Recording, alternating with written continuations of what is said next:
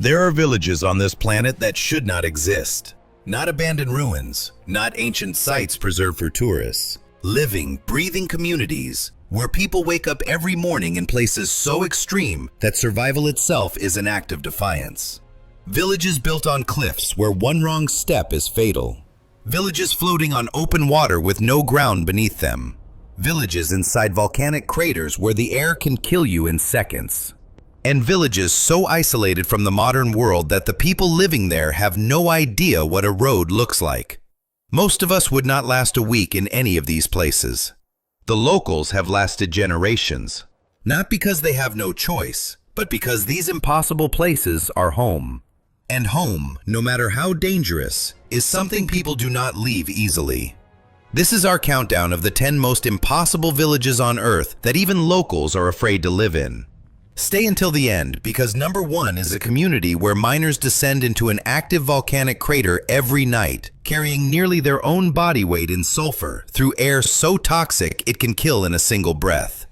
Before we start, drop a comment telling us where you are watching from and what time it is right now. We want to see how many countries this video reaches. Number 10. Hadza Territory, Tanzania. In the dry savanna surrounding Lake Eyasi in northern Tanzania, fewer than 1,300 people live almost exactly the way humans did 40,000 years ago. No farms, no livestock, no permanent homes, no money, no government, no chief. The Hadza are one of the last true hunter-gatherer societies remaining on Earth. They survive entirely by hunting wild animals with handmade bows and arrows tipped with poison extracted from the desert rose plant, and by foraging for berries, tubers, and wild honey. Honey is so central to their diet that hunters routinely climb trees over 10 meters high, often without ropes, to reach hives defended by thousands of African bees. According to anthropologist Frank Marlowe of Cambridge University, who spent over 15 years studying the Hadza and published his findings in his 2010 book, The Hadza, Hunter-Gatherers of Tanzania, the average Hadza adult works just 3 to 4 hours per day to meet all basic survival needs. Food is shared equally among the group with no expectation of repayment. There is no hierarchy, no ownership, no accumulated wealth. They move camps every 4 to 6 weeks, carrying almost nothing. Their shelters are built from branches and grass in under an hour and abandoned without a second thought when it is time to move. What makes the Hadza remarkable is not that they live this way by necessity, it is that they live this way by choice. The Tanzanian government has repeatedly offered resettlement programs, permanent housing, and access to modern infrastructure. The Hadza have consistently refused. The modern world is less than a day's drive from their camps. They are aware it exists. They simply do not want it. In an era where humanity measures progress in technology and accumulation, the Hadza measure it in freedom. And by their own metric, they are among the freest people on Earth. Number 9. Asaro Mudmen Village, Papua New Guinea. In the eastern highlands of Papua New Guinea, near the banks of the Asaro River, there is a village where the living deliberately make themselves look like the dead. During ceremonies, men of the Asaro tribe cover their entire bodies in thick, white-gray river clay. Dark lines are painted over the clay to simulate exposed bones. The effect is a walking skeleton, moving slowly, silently, and deliberately through the mist that clings to the highland valleys in the early morning hours. The tradition dates back centuries. According to oral histories recorded by anthropologists from the University of Papua New Guinea, the practice originated when a group of Asaro warriors, fleeing from enemies, hid in the muddy riverbank overnight. When they emerged at dusk, caked in pale clay, their pursuers fled in terror, believing they were seeing spirits of the dead rising from the earth. The warriors realized that fear was a more powerful weapon than any spear, and the tradition was born. The masks worn during ceremonies are not clay applied directly to the face. They are sculpted helmets, baked hard with exaggerated features, hollow eyes, elongated jaws, and mouths frozen in silent screams. Each mask is unique. Each one is made to be as inhuman as possible. The Asaro do not perform these rituals for tourists, although tourism has become a source of income. The ceremonies are still tied to significant community events, initiations, territorial disputes, and gatherings between clans.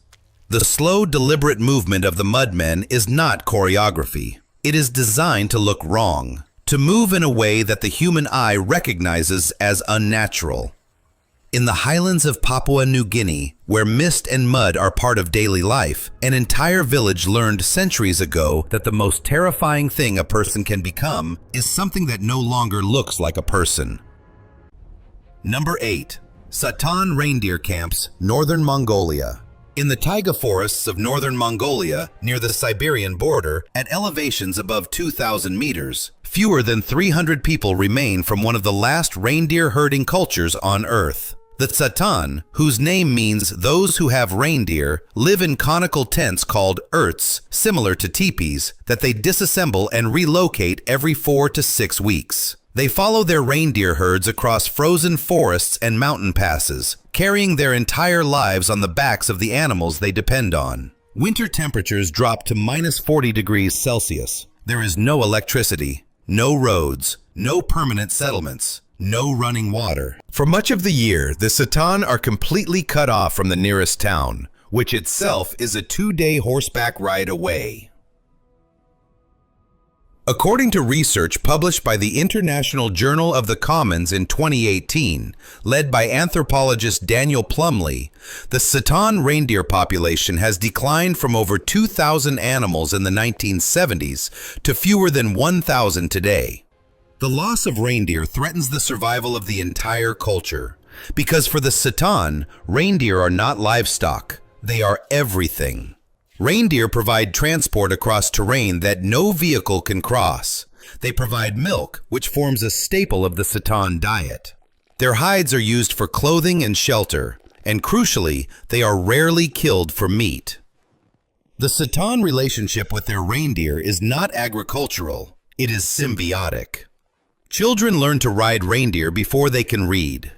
By the age of 5, most Satan children can saddle, mount, and navigate on reindeer through dense forest. There are no schools within reach for much of the year. Education, when it happens, requires sending children to boarding schools hundreds of kilometers away, separating families for months at a time. The Mongolian government has offered resettlement. Most Satan have refused. They stay in the taiga in -40 with dwindling herds and no infrastructure, because the forest, the reindeer, and the silence are not hardships to them, they are home. Number 7. Tanah Toraja, Sulawesi, Indonesia. In the highlands of South Sulawesi, Indonesia, at elevations approaching 1,000 meters, there is a region where the dead do not leave. In Tanah Toraja, when a person dies, the body is not immediately buried. It is kept inside the family home for weeks, sometimes months, sometimes years. The deceased is washed, dressed, and laid in a room of the house. Family members speak to the body daily. Meals are placed beside it. The dead person is referred to not as dead, but as to makula, meaning the sick one. Until the funeral ceremony is held, the community does not consider the person to have fully died. Funeral ceremonies in Tanah Toraja are among the most elaborate and expensive in the world. According to ethnographic research by anthropologist Kathleen Adams of Loyola University Chicago, published in multiple studies between 1993 and 2006, a single funeral can last 3 to 7 days and involve the sacrifice of dozens of water buffalo, with each animal valued at thousands of dollars. The total cost of a funeral can exceed the family's annual income by many times. The dead are then placed in coffins and inserted into cliff faces, sometimes at heights of over 100 meters. The coffins are carved into natural rock cavities or placed on wooden balconies jutting from the cliff.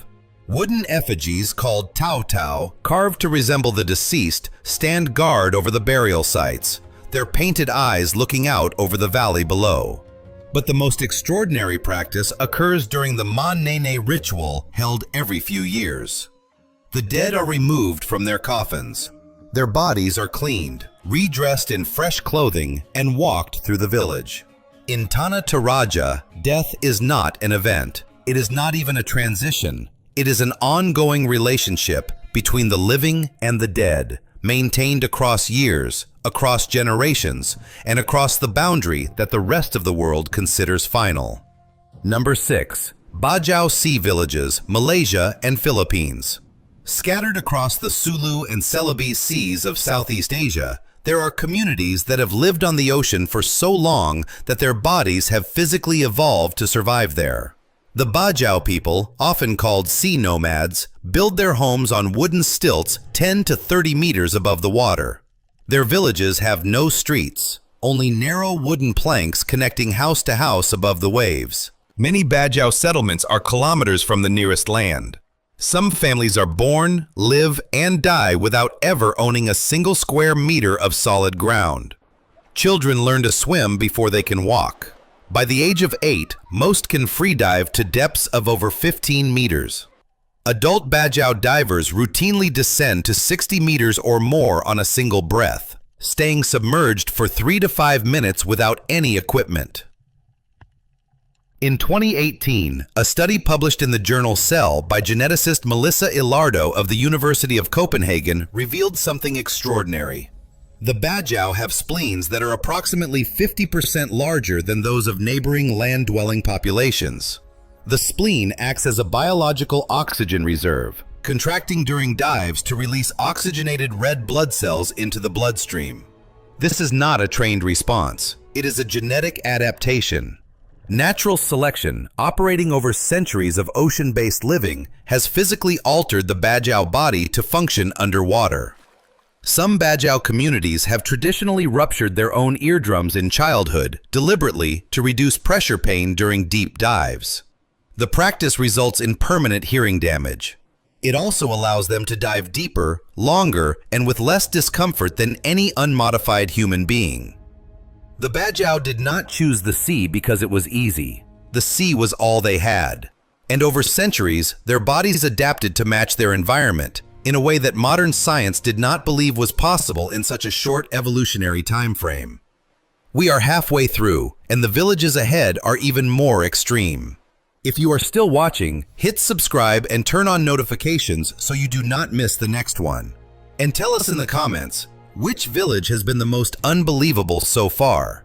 Last time we had viewers from over 40 countries. Let us see if we can beat that. Number 5. Makoko, Lagos, less than 5 kilometers from the gleaming skyscrapers and corporate headquarters of Lagos, Africa's largest megacity, there is a settlement where an estimated 100,000 to 250,000 people live in wooden shacks standing on stilts above a polluted lagoon. Makoko has no roads, no cars, no formal sewage system, no municipal water supply, no government planning of any kind. Every movement, to school, to market, to work, to visit a neighbor, happens by canoe, 24 hours a day. The floors of the homes sit just 1 to 2 meters above the waterline. During heavy rains, the water rises to meet them. The lagoon below is contaminated with industrial runoff, sewage, and waste. The smell is constant. The risk of waterborne disease is extreme. And yet, thousands of children are born in Makoko every year. Many of them grow up without ever setting foot on solid ground. According to a 2014 report by the Heinrich Boll Foundation, fewer than 30% of Makoko residents have access to any form of sanitation facility. Medical care is limited to a handful of floating clinics operated by NGOs. The Lagos state government has repeatedly attempted to demolish Makoko. In 2012, authorities destroyed a section of the settlement, displacing thousands of residents with no compensation and no relocation plan. International human rights organizations condemned the action. The demolition stopped, but no infrastructure was provided. Makoko continues to grow. New stilts are driven into the lagoon bed. New shacks are built on top of them. New families move in. The settlement expands outward into the water. A city growing on nothing, governed by no one, sustained entirely by the determination of people who have nowhere else to go. Lagos is one of the fastest growing cities on Earth, and its most resilient community is the one built on water, with no foundation at all. Number 4. Gonvier, Benin. On the surface of Lake Nukue in southern Benin, roughly 10 kilometers north of the economic capital Cotonou, there is a village of over 20,000 people where the ground does not exist. Gonvier is built entirely on wooden stilts above the lake. Houses rise 2 to 3 meters above the waterline. Schools stand on platforms. Markets float on boats. A church stands on poles driven into the lake bed. There are no streets, no sidewalks, no land of any kind beneath the village, only water. The village was founded over 300 years ago, and the reason for its location is one of the most remarkable survival strategies in African history. During the 17th and 18th centuries, the Kingdom of Dahomey conducted extensive slave raids across the region. The Tofinu people, who would become the founders of Gonvier, faced capture and enslavement. But they knew something about their enemies that gave them an advantage. The Fon warriors of Dahomey held a spiritual prohibition against entering water. Their beliefs forbade them from attacking anyone living on or above a lake. So the Tofinu built their entire village on the lake, and the slave raiders could not follow. For over 3 centuries, this strategy has worked. Gonvier has survived wars, colonial occupation, and the modern era, all while standing on wooden poles above a lake. According to UNESCO, which has proposed Gonvier for World Heritage status, the village represents one of the most unique examples of human adaptation to environmental and political threat in West Africa. Children learn to paddle canoes before they can walk distances on land. Fishing provides the primary source of both food and income, and every structure in the village must be rebuilt or reinforced every 15 to 20 years, as the wooden stilts gradually decay in the water. Gonvier was built to escape enslavement. 300 years later, the descendants of its founders are still there, still on the water, still without ground beneath their feet. The threat that created the village is long gone, but the village remains, because a home built to save your life becomes a home worth keeping. Number 3. Korowai Tree Houses, Papua, Indonesia. Deep in the rainforest of the Papua province of Indonesia, in one of the most remote and inaccessible regions on Earth, there is a tribe that builds its homes in the sky. The Korowai construct their houses 25 to 35 meters above the ground in the canopies of rainforest trees. Not on platforms built around trees, in the trees themselves. The structures are supported by living trunks and branches, connected to the ground by nothing more than a single notched pole that serves as both staircase and ladder. Families climb these vertical poles multiple times a day. Adults, children, the elderly, carrying food, water, firewood, and tools. A fall from 35 meters onto the forest floor is not survivable. The Korowai had no contact with the outside world until 1974, when a team of Dutch missionaries made first contact. According to anthropologist Rupert Stash of Reed College, who published extensive ethnographic research on the Korowai in the 2000s, the tribe had no knowledge of any people existing beyond their own forest territory. They believed the world ended at the edge of the jungle. The tree houses serve multiple survival functions. Elevation protects against flooding during the monsoon season, when the forest floor can be submerged under meters of water. Height provides relief from mosquitoes and ground-level insects that carry malaria and other tropical diseases. And the structures are defensible. The single access pole can be pulled up or destroyed in seconds, cutting off access to anyone attempting to climb uninvited. The Korowai relocate entire villages every 5 to 10 years, abandoning tree houses when the surrounding food sources are depleted and building new ones deeper in the forest. Each house takes weeks to construct, using only stone tools, rattan cord, and materials gathered from the forest. No electricity, no metal, no written language, no knowledge of the world beyond the trees. And yet the Korowai have survived for centuries in one of the most hostile environments on the planet, by building their entire civilization 30 meters above the ground. Number 2. Magingo Island, Lake Victoria. In the middle of Lake Victoria, the largest lake in Africa, roughly 12 kilometers from the nearest mainland shore, there is a rock. Not an island in the tropical paradise sense, a rock. Approximately half a hectare of bare stone rising from the water, with no trees, no soil, no farmland, and no natural source of fresh water. Nearly 200 people live on it. Magingo Island is one of the most densely populated places on Earth. Over 500 structures, mostly corrugated metal shacks, are stacked and layered on top of each other across this tiny outcrop. The population density exceeds 100,000 people per square kilometer. The average living space per person is roughly 1 square meter. 100% of the island's drinking water is transported by boat from the mainland, at a cost of $3 to $5 per day per household, in a community where the average daily income from fishing is roughly the same amount. There is no plumbing, no sewage system, no medical facility, no school. The island has a few bars, a handful of small shops, and a single generator that provides intermittent electricity. In 2008, Magingo Island triggered a genuine territorial dispute between Kenya and Uganda. Both nations claim sovereignty over the rock, not because of the island itself, but because of the fishing rights it controls. Lake Victoria's Nile perch fishery generates millions of dollars annually, and whoever controls Magingo controls access to some of the richest fishing grounds in the lake. According to reporting by the BBC and Al Jazeera, between 2008 and 2012, both countries deployed police and military personnel to the island. At various points during the dispute, Kenyan and Ugandan flags flew simultaneously from shacks meters apart. The dispute has never been formally resolved. Nearly 200 people cling to a rock in the middle of a lake, paying for every drop of water, sleeping in spaces smaller than a prison cell, living at the center of an international border conflict. Not because they are trapped, because the fish in the water around that rock are worth more than comfort, more than space, and apparently more than the agreement of two nations on whose rock it actually is.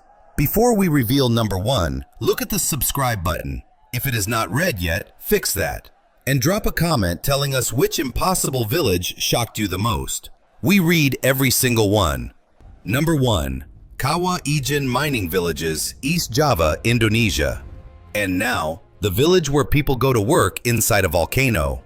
On the eastern tip of Java, Indonesia, at the rim of the Kawah Ijen volcanic crater, roughly 2,400 meters above sea level, there are small communities whose economy depends entirely on one thing: sulfur. And to get it, miners must descend into the crater itself. Every night, beginning well before dawn, men from the surrounding villages begin the climb to the crater rim. They carry no oxygen tanks, no gas masks, no protective clothing. Most wear only cloth wrapped around their faces and rubber sandals on their feet. They carry 2 empty woven baskets connected by a wooden pole that sits across their shoulders. From the rim, they descend roughly 300 meters into the crater on a steep, narrow trail carved into the volcanic rock. At the bottom, sulfuric gases emerge from vents at temperatures exceeding 600 degrees Celsius. The gases condense into molten sulfur, which flows in bright yellow streams across the crater floor and solidifies into chunks.